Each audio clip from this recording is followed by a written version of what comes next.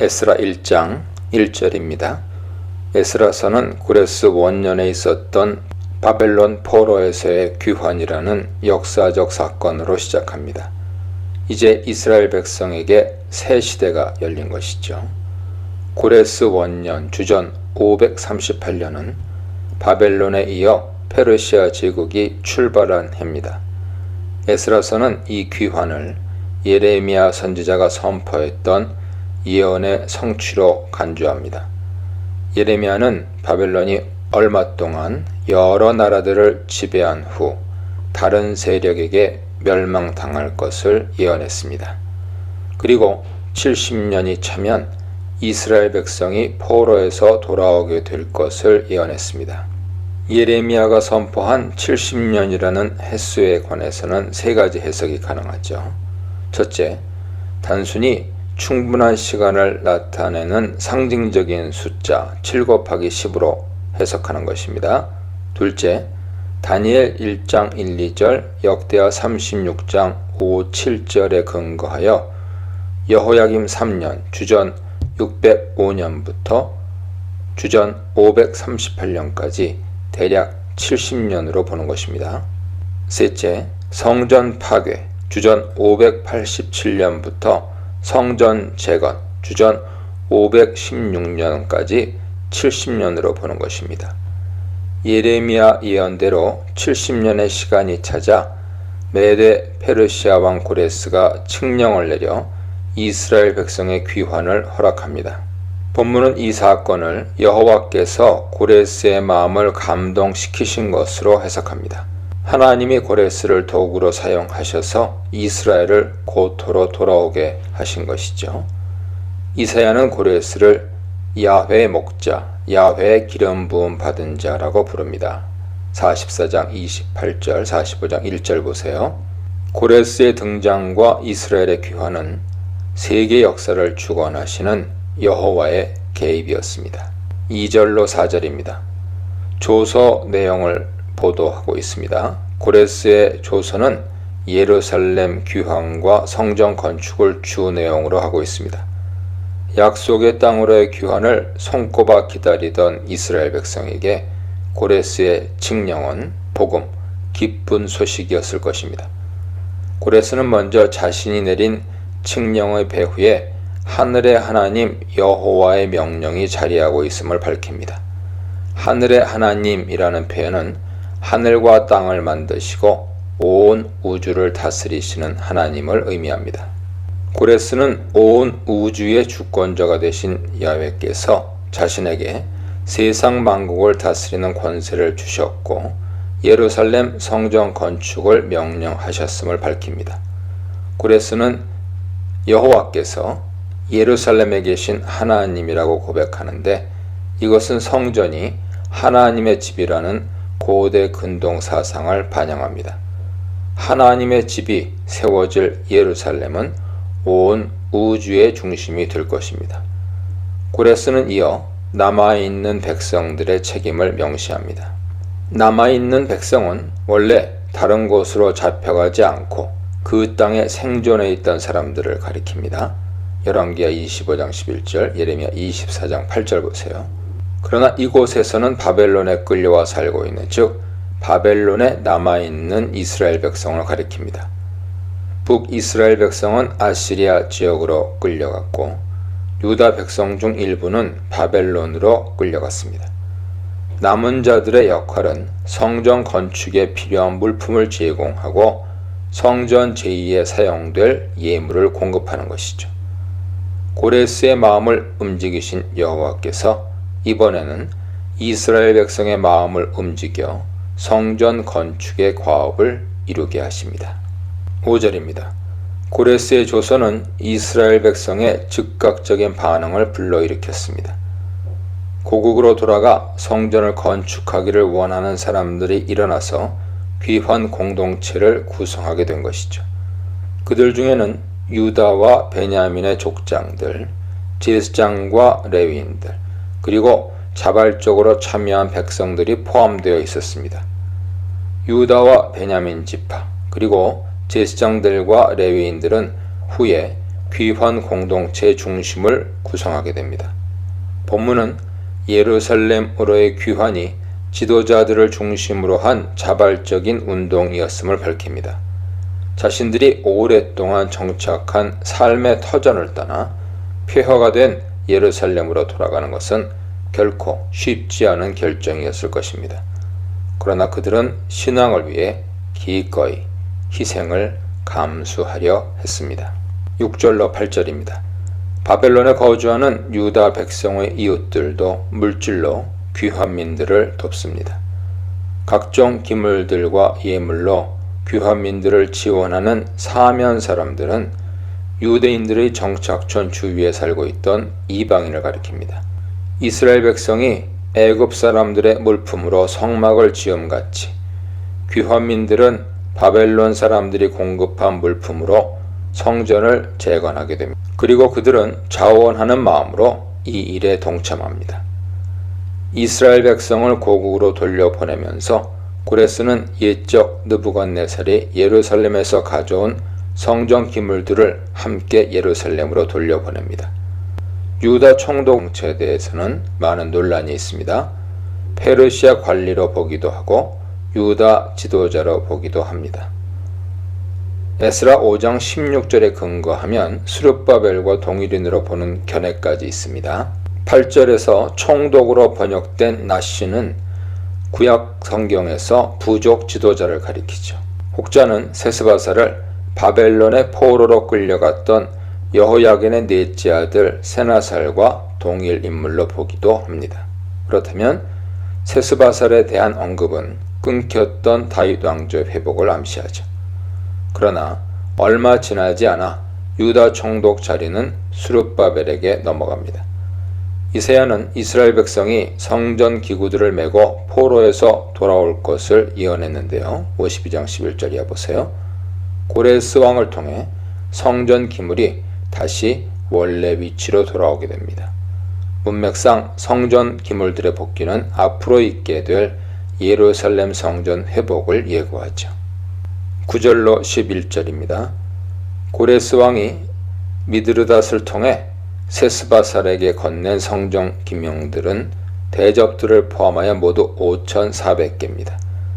여기서 성전 기명을 언급하는 이유는 이전의 성전 솔로몬 성전과 제2성전 스룹바벨 성전의 연속성을 강조하려는 의도 때문입니다. 예루살렘으로 돌아온 성전 기물은 과거의 성전과 앞으로 세워질 성전을 연결하는 기능을 하죠. 이를 통해 에스라서는 스룹바벨 성전의 합법화와 귀환 공동체 정통성을 강조합니다. 세스바살은 귀환민들의 대표자로서 사로잡힌 자들을 바벨론에서 예루살렘으로 데리고 갑니다. 데리고 가다로 번역된 헤엘라는 알라, 올라가다의 신적 수동태로서 이것은 귀환이 하나님의 역사임을 암시하죠. 바벨론에서 예루살렘으로 데리고 가다라는 서술은 애굽 땅에서 약속의 땅으로 데리고 나왔다와 유사한 구문입니다. 이것은 이 사건이 또 하나의 출애굽 사건임을 의미합니다. 바벨론으로부터 이스라엘의 귀환은 또 하나의 출애굽 사건이죠. 첫 번째 출애굽 목적이 하나님을 예배하는 것이었듯이 바벨론으로부터의 귀환 목적도 예루살렘에 성전 중심 신앙 공동체를 세우는 것이었습니다. 출애굽 당시 이스라엘 백성이 애굽 사람들로부터 물품을 가지고 나온 것처럼 이번에도 역시 은금을 비롯한 성전의 기물들을 가지고 나옵니다. 무엇보다도 출애굽 사건처럼 바벨론으로부터의 귀환도 전적인 하나님의 은혜죠. 그럼에도 불구하고 예언의 완전한 성취는 미래적인 차원으로 유보됩니다. 귀환 약속을 성취하시는 하나님, 약속 성취의 통로가 된 고레스 왕, 돌아오는 사람에게 돌려주는 성전 기물에 대해 묵상해 보시기 바랍니다. 에스라 2장입니다. 1, 2절 사로잡혀간 사람들의 귀환을 알리는 1절은 예루살렘 정착에 관해 보도하는 70절과 함께 2장 전체를 감싸는 구성을 보입니다. 즉 2장 전체는 바벨론에서 유다에 있는 각자의 성읍으로 돌아온 이들이 있었음을 언급한 후에 이들이 누군지 밝히죠. 그리고 다시 이들이 각자의 성읍에 거주했다고 확인하는 도식을 보여줍니다.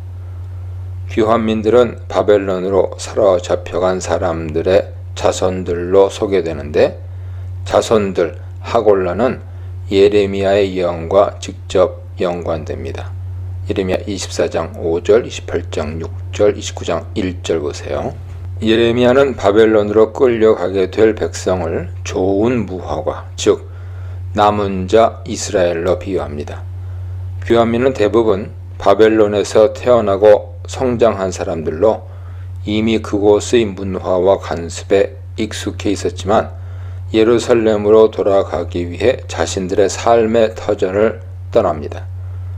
에스라서에 의하면 이스라엘의 정통성은 바로 이들을 통해 이어지게 됩니다.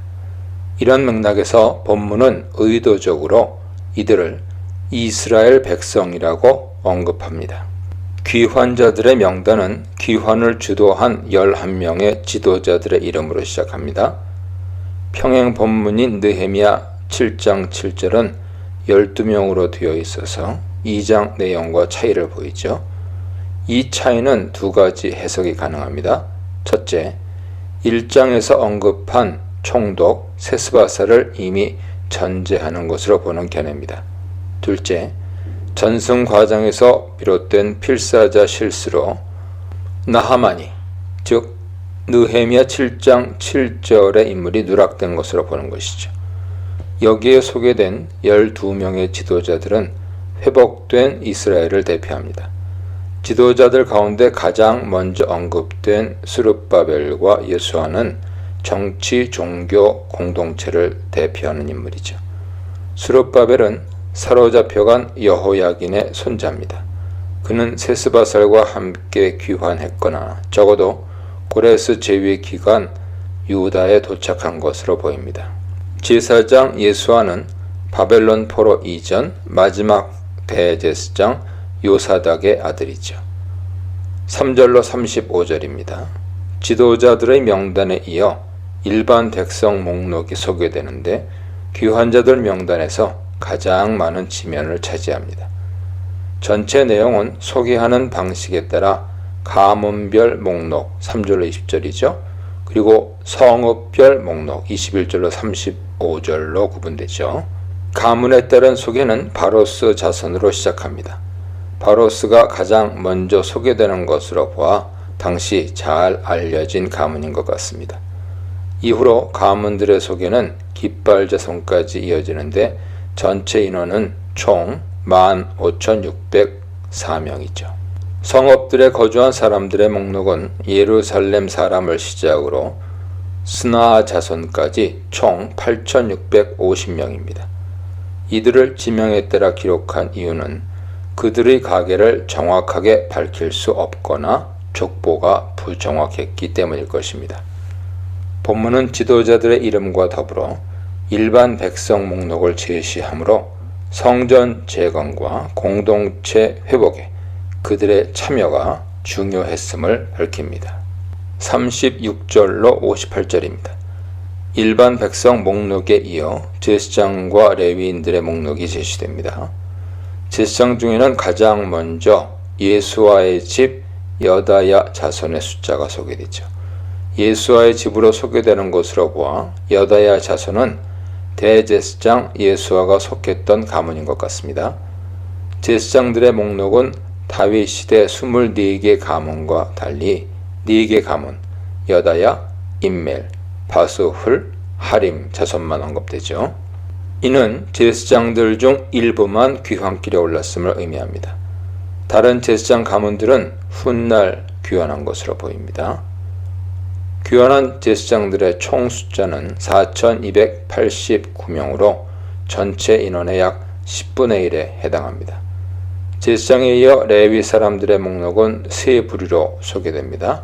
노래하는 자들과 문지기들을 레위 사람들과 별도로 소개하는 것으로 보아 당시에는 분명하게 레위인으로 분류되지 않았던 것 같습니다.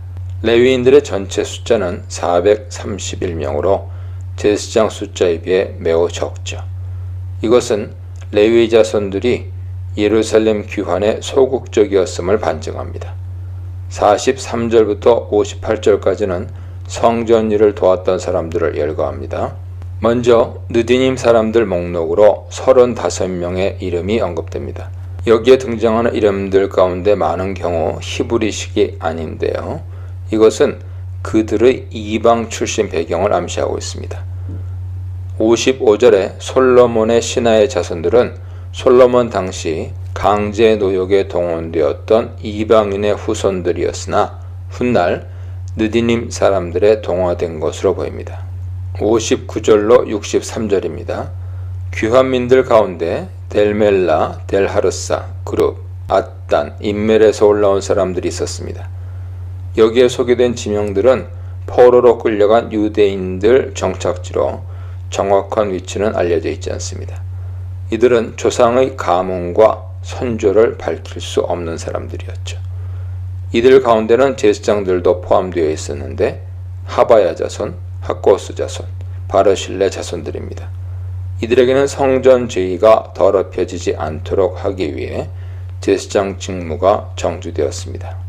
방백은 우림과 둠밈을 가진 제사장이 일어나기 전까지 이들이 지상물을 먹는 것을 금지했습니다.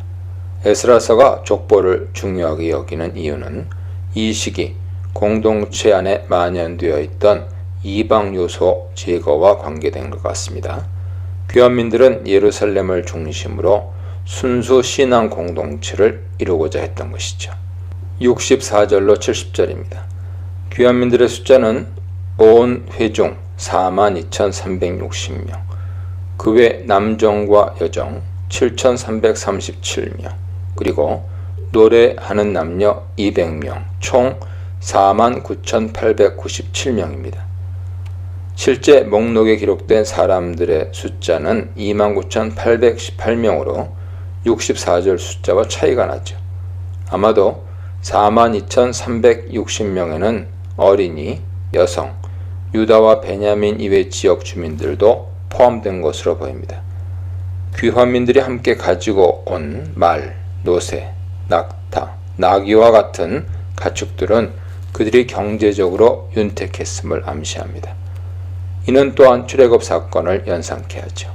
예루살렘에 있는 성전터에 이르자 족장들 가운데 일부는 성전 건축을 위한 기부금을 드립니다. 그 액수는 금 6만 1000다릭 약 514kg, 은 5천만에 약 2850kg, 그리고 제사장 옷이 100벌로 엄청난 액수였습니다. 본문은 이 일이 자발적으로 이루어졌음을 밝힙니다. 이 장의 마지막은 온 이스라엘의 예루살렘 정착을 보고합니다. 본문은 이를 통해 아브라함에게 허락하셨던 땅과 후손의 약속이 단절되지 않았음을 밝히며 앞으로 이들을 그루터기 삼아 그 약속을 성취시킬 것을 내다봅니다. 귀환자들의 명단은 예루살렘으로 돌아와서 성전을 건축한 사람들이 누구였는지를 보이기 위한 의도로 작성된 것 같습니다. 저자에 의하면 이들이 바로 새로운 역사를 이룬 주인공들이요, 회복된 이스라엘의 주역들입니다. 새 역사의 건설자들의 명단, 말씀 중심의 성전 공동체를 이룰 명단, 차별 없는 귀환자 명단에 대해 묵상해 보시기 바랍니다. 에스라 3장입니다. 1절. 에스라서는 백성들이 어떻게 예루살렘으로 귀환하게 되었고 귀환한 무리들이 누구였는지 기술했습니다. 그리고 이제 귀환의 주 목적인 성전 재건 주제를 다루죠. 포로에서 귀환 후 각자 성읍에 살고 있던 이스라엘 백성이 7째 달에 일제히 예루살렘에 모입니다. 유대력으로 티스리월, 양력 9, 10월로 알려진 7째 달은 여러 절기들, 나팔절, 대속죄일, 초막절이 모여있어 유대인들에게 가장 중요한 달로 여겨졌습니다. 종교력에 의하면 티스리월 첫째 날은 나팔절로 새해가 시작되는 날이죠. 그들은 귀환한 이후 각자 성읍에 머물면서 이때를 기다렸다가 예루살렘으로 모여든 것입니다. 즉 새해를 예배로 시작하려 한 것입니다. 그들의 모임은 지도자의 소집에 의해서가 아니라 자발적이었습니다. 본문은 일제히 한 사람처럼 이라는 표현을 통해서 이 일에 일치된 마음으로 연합했음을 강조합니다. 이 3절입니다.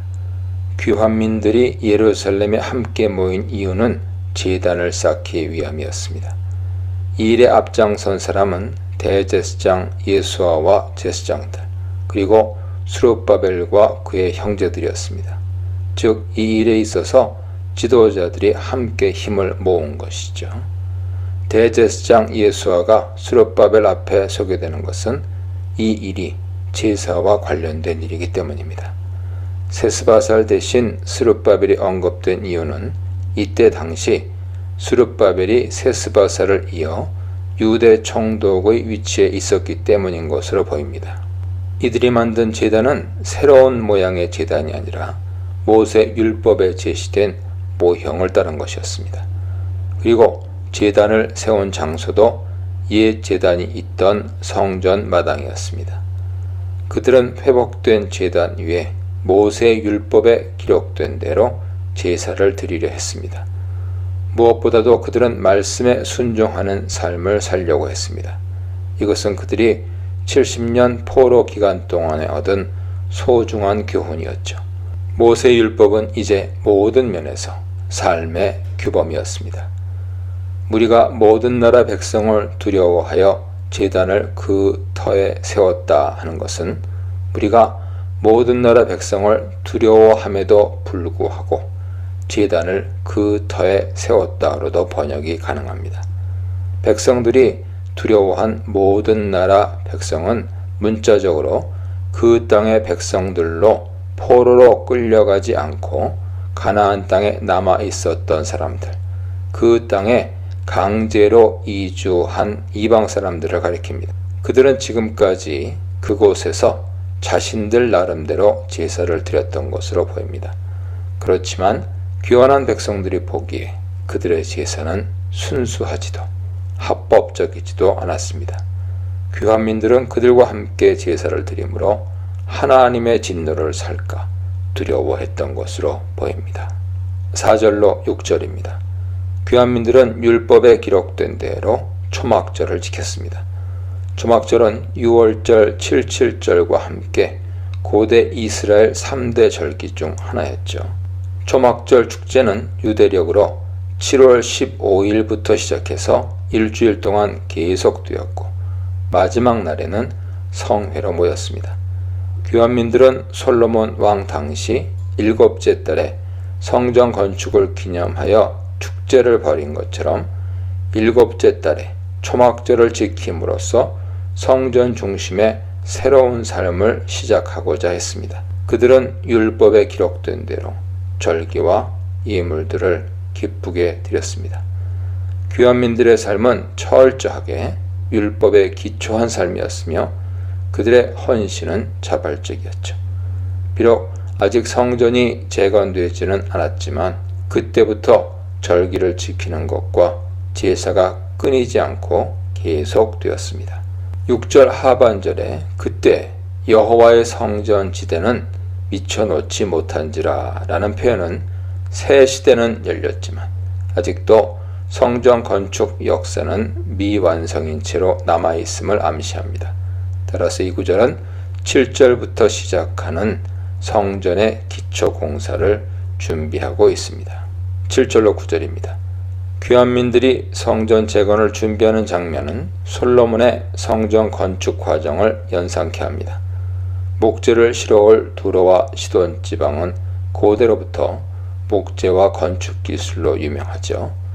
솔로몬이 레바논에서 목재를 수입하고 두로의 히람으로부터 도움을 받은 것처럼 귀환민들도 이 지역에서 백향목을 조달합니다. 레바논의 백향목을 예루살렘으로 운반하는 방식도 솔로몬 성전의 경우와 유사하죠.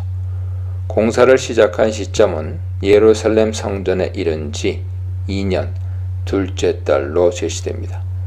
바벨론에서의 귀환이 아니라 예루살렘 성전에 이른 시점을 언급하는 것으로 보아 이 구절은 귀환민들이 성전 건축을 위해 자재들을 조달하기 시작한 시점으로부터 2년이 되는 시점임을 의미하죠. 이것은 성전 건축에 충분한 준비가 필요했음을 암시합니다. 특별히 둘째 달을 언급하는 이유는 솔로몬의 성전 건축 기사와 연계시키려는 의도인 것 같습니다. 공사를 시작한 인물은 총독 스룹바벨과 대제사장 예수아를 중심으로 한 제사장들과 레위인들이었습니다. 본문은 그들 외에 사로잡혔다가 예루살렘에 돌아온 자들, 즉 일반 백성도 참여했음을 강조합니다. 과거 솔로몬의 성전 건축 때보다 일반 백성이 주도적으로 참여한 것이죠. 즉 성전 재건은 온 백성이 함께한 것입니다. 스룹바벨과 예수아는 20세 이상의 레위인들을 세워 성전 공사를 감독하게 합니다. 10절로 13절입니다.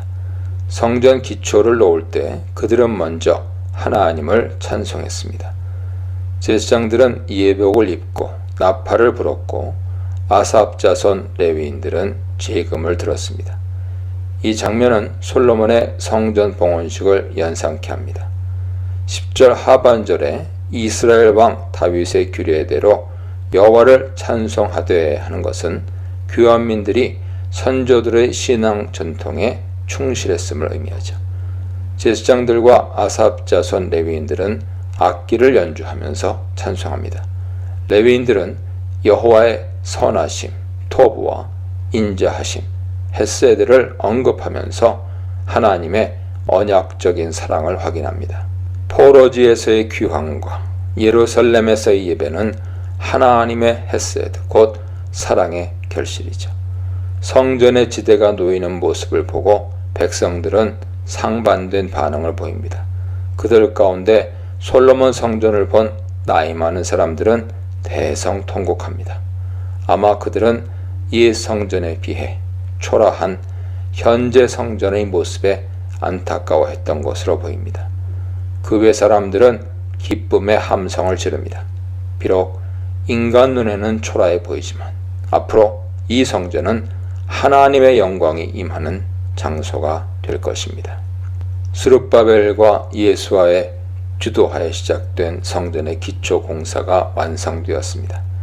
성전터의 완공은 앞으로 귀환 공동체가 성전을 중심으로 한 신앙 공동체가 될 것을 내다보게 합니다.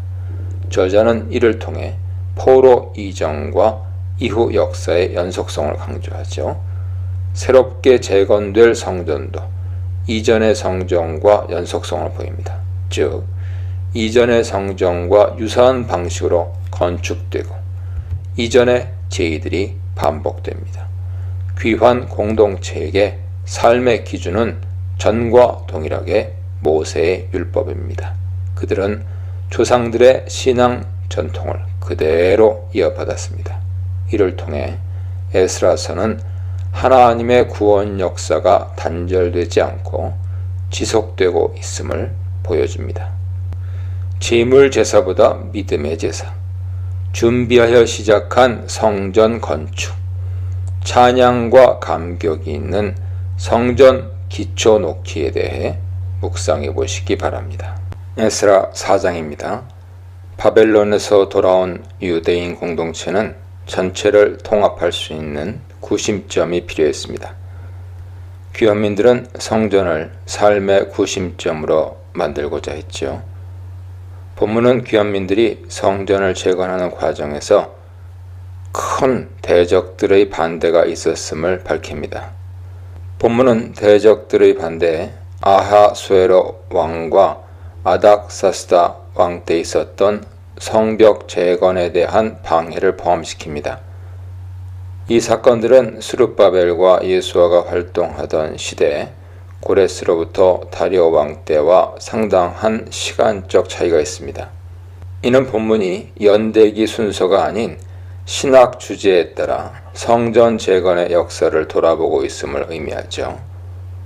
1절로 10절은 귀환 후에 성전 중심의 공동체를 세우는 일의 중요성과 이 일에 따르는 대적들의 집요한 반대를 보여줍니다. 이 본문은 문학적으로 성전과 성벽 재건의 업적을 부각시키고 9장에서 본격적으로 제기되는 이방 민족과의 구별이라는 주제를 준비하는 기능을 합니다. 1, 2절입니다. 사로잡혔던 자들의 자손 분의 하골라들이 성전을 건축한다는 소식은 유다와 베냐민 대적들의 반응을 불러일으켰습니다. 포로에서 귀환한 유다 백성은 회복된 성전을 중심으로 새 신앙 공동체를 만들고자 했죠. 반면 유다와 베냐민 대적들은 당시 유대인들과 갈등 관계에 있던 사마리아인들을 포함하여 포로로 끌려가지 않고 그 땅에 남아있던 사람들을 가리킵니다. 이들을 대적이라 부르는 것은 후에 이들이 성전 건축을 반대하고 귀환 공동체를 핍박하는 일에 앞장섰기 때문입니다. 대적들은 스룹바벨과 족장들에게 자신들도 성전 건축에 동참시켜 줄 것을 제안합니다. 그러면서 그들은 아수르 왕 에살핫돈 시대부터 이스라엘의 하나님께 제사를 드리고 있었다고 주장합니다. 실제로 북이스라엘을 멸망시키고 타국인들을 그 땅으로 이주시킨 아수르 왕은 에살핫돈이 아니고 사르곤 2세였습니다. 하지만 이후에도 아수르의 이주 정책은 얼마간 지속되었던 것으로 보입니다. 대적들은 자신들도 이스라엘의 하나님께 제사를 드린다는 명분을 내세워 성전 건축에 참여하고자 합니다. 그렇지만 열왕기에 의하면 그들의 신앙은 야훼와 다른 민족들의 신을 함께 섬기는 혼합주의 양상을 띠고 있었습니다. 대적들의 제안은 귀환 공동체가 당면한 신앙의 순수성에 대한 문제를 야기하고 있는 것입니다. 3절입니다. 대적들의 제안에 대해 스룹바벨과 예수와 그리고 족장들은 단호하게 거절합니다. 지도자들이 그들의 제안을 거절한 것은 표면적으로는 고레스 칙령 때문이었습니다. 하지만 그들의 제안을 거절한 실제적인 이유는 북이스라엘 멸망 후 사마리아 지역에 전개된 역사 상황과 관련됩니다. 북이스라엘을 멸망시킨 아수르 정책은 피정복민을 포로로 잡아가고 다른 지역 사람들을 강제로 이주시키는 것이었습니다. 민족적인 동질성을 와해시킴으로써 정복지에서 일어날 수 있는 반란의 가능성을 차단하려 한 것이죠.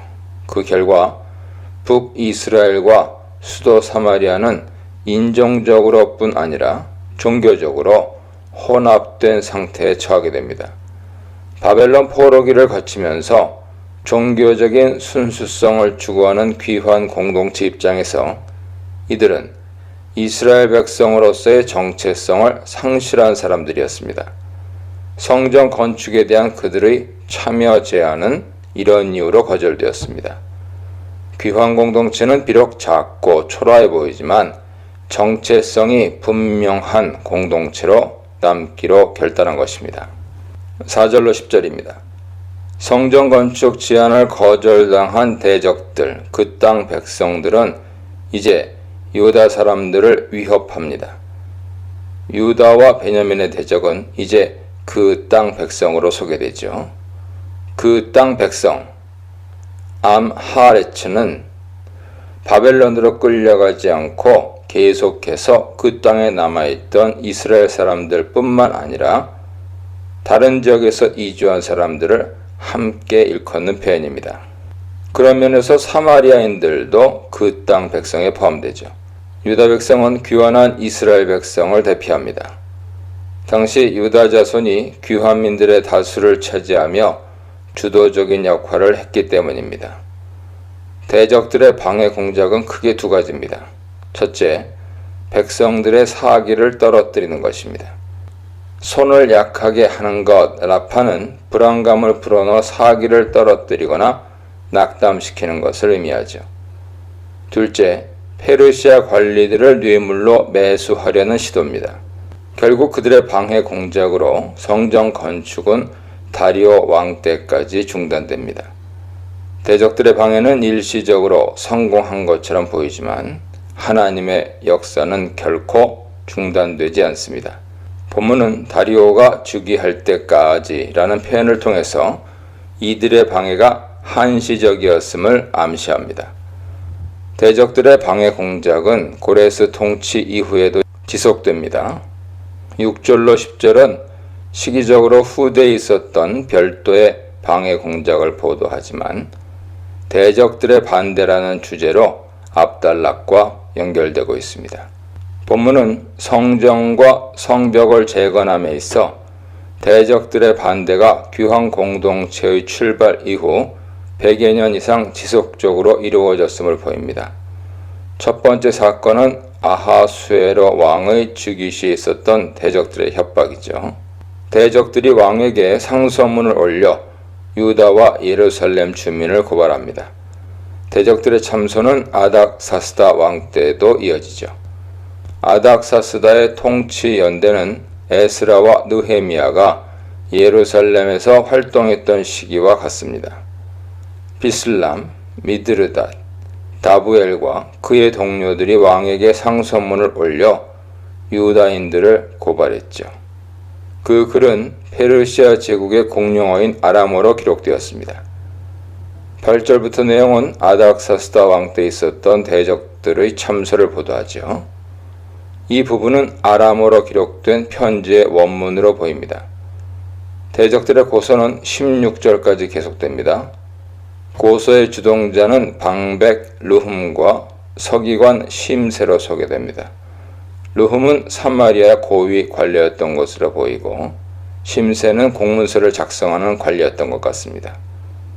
이들과 더불어 페르시아의 관료들과 지역 주민들의 이름이 열거됩니다.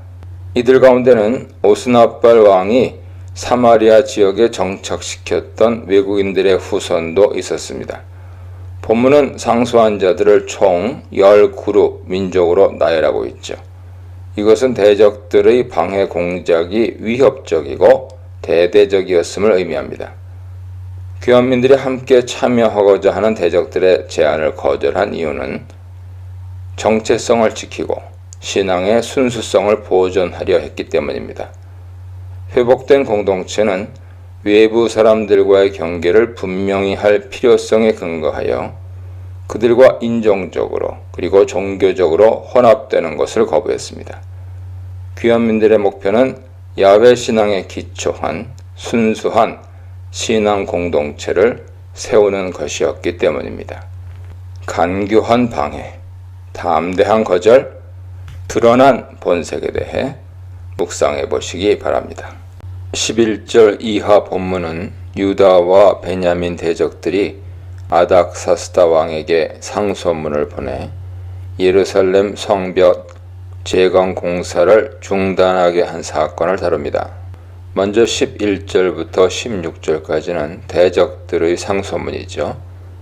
둘째 단락인 17절로 22절은 아닥사스다 왕이 그들의 상소문에 답하여 성전 공사 중단을 명령하는 조서 내용입니다. 아닥사스다 왕의 조서에 따라 성벽 재건 공사는 중단됩니다. 끝으로 24절은 다리오 왕 2년까지 성전 건축 공사가 중단되었음을 알림으로 성벽 재건에서 다시 성전 건축 사건으로 돌아옵니다. 11절로 16절입니다. 방백 르훔과 서기관 심세 상소문은 인사말로 시작합니다.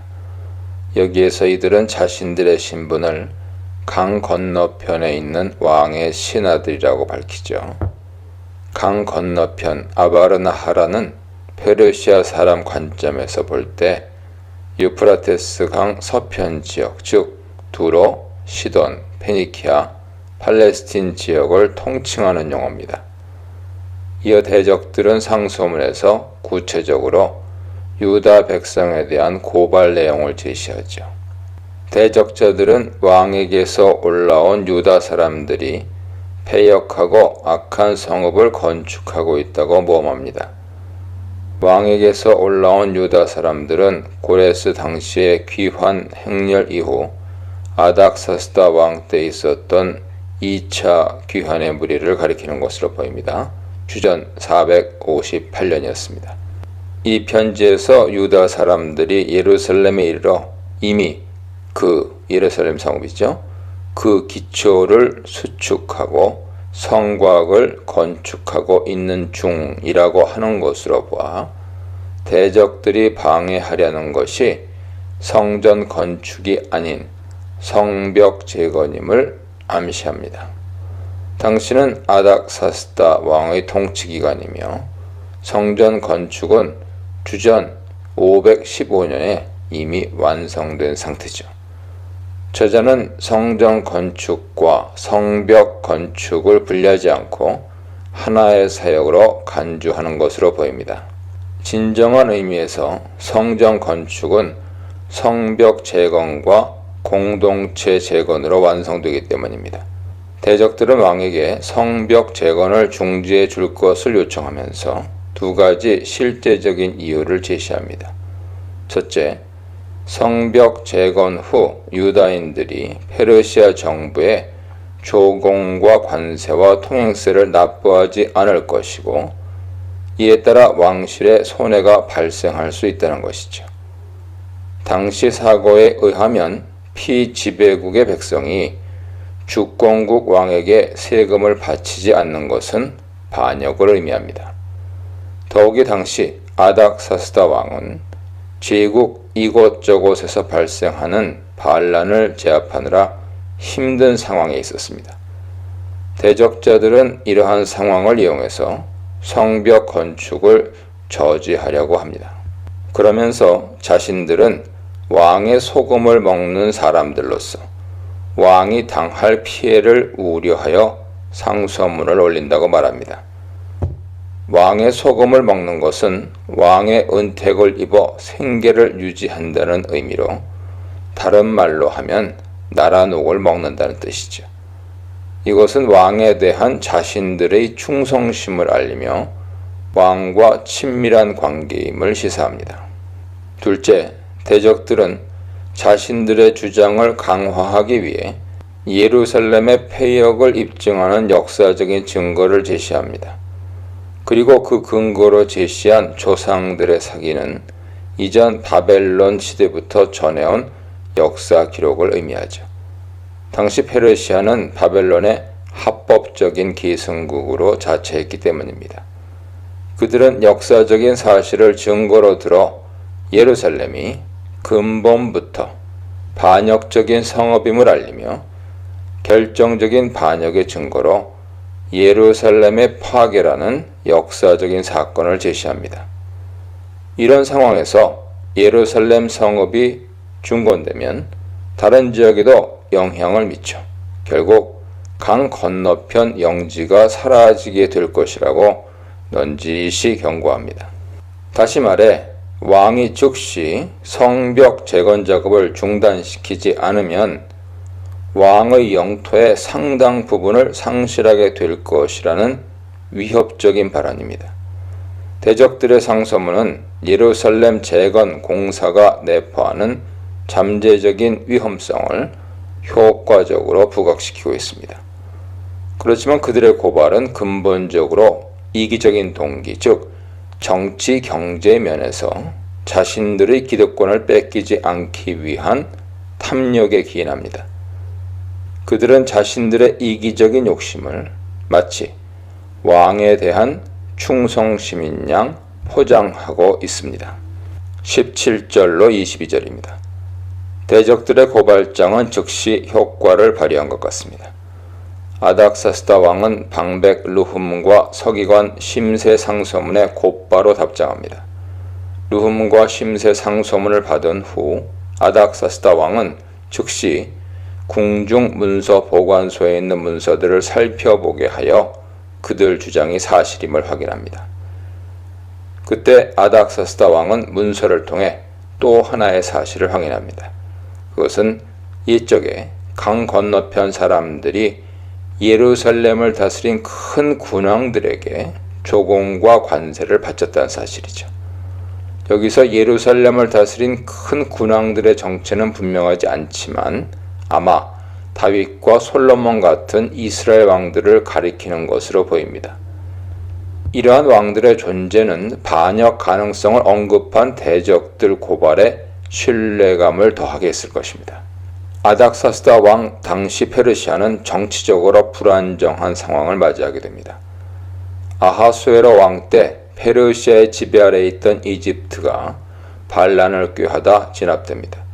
이후 아닥사스다가 왕위에 오른 지 얼마 되지 않은 시점에 주전 460년이었는데요. 이집트가 다시 페르시아의 반기를 듭니다. 이런 정황으로 인해 아닥사스다 왕은 이집트 근처에 위치한 팔레스틴 정세에 매우 민감할 수밖에 없었을 것입니다.